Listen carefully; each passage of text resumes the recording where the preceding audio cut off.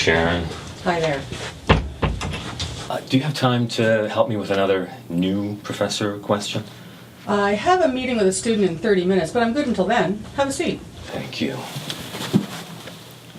You know that I'm scheduled to teach Psych 231 this semester?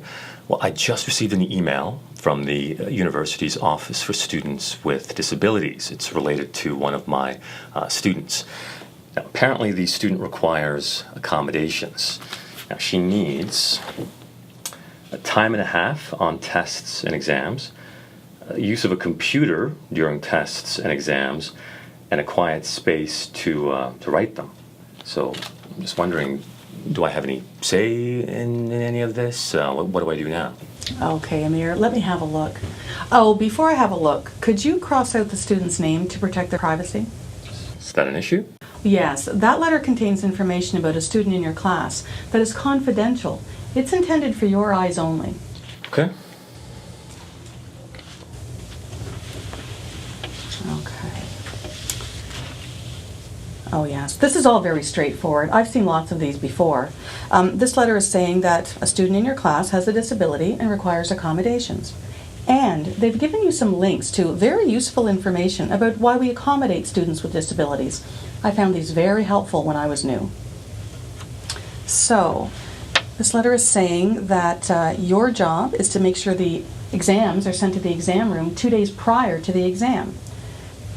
Other universities have different rules for that, but that's our rule here.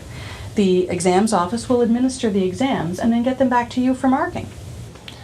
Okay, but how do they make sure that the student doesn't, put the answers on her laptop? Oh, the computers that the student used belong to the exam office.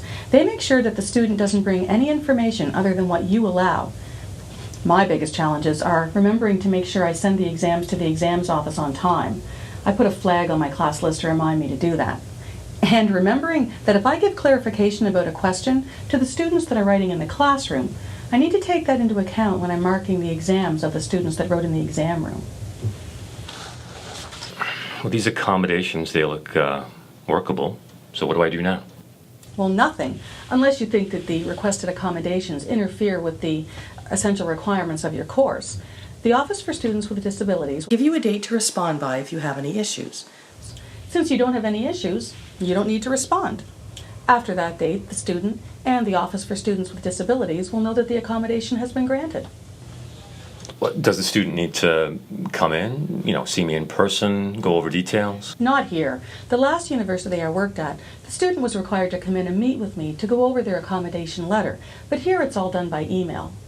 I usually send an email to the students inviting them to meet with me or send me an email if they want to discuss their accommodation.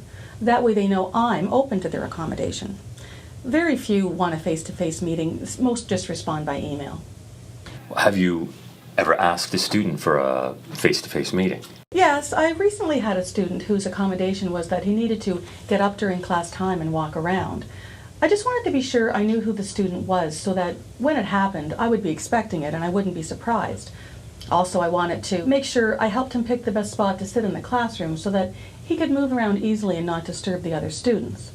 We met in the class when there was no class time scheduled and he was able to pick the best spot. That's great. So, anything else I should know? Well, something else for you to consider.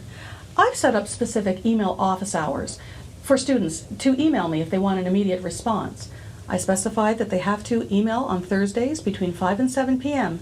and put in the subject line of the email, require a response to an accommodation question. If they don't email during that time period, then I specify a 48-hour turnaround for a response. Does that work? Yes, I've had no problems. But if I'm going to be away, I make sure I announce it in class and I post it on Blackboard, the learning management system, so the students are aware. Oh, something else for you to consider. Students book their exam times directly with the exam office. It's all done online, so you don't have to worry about that.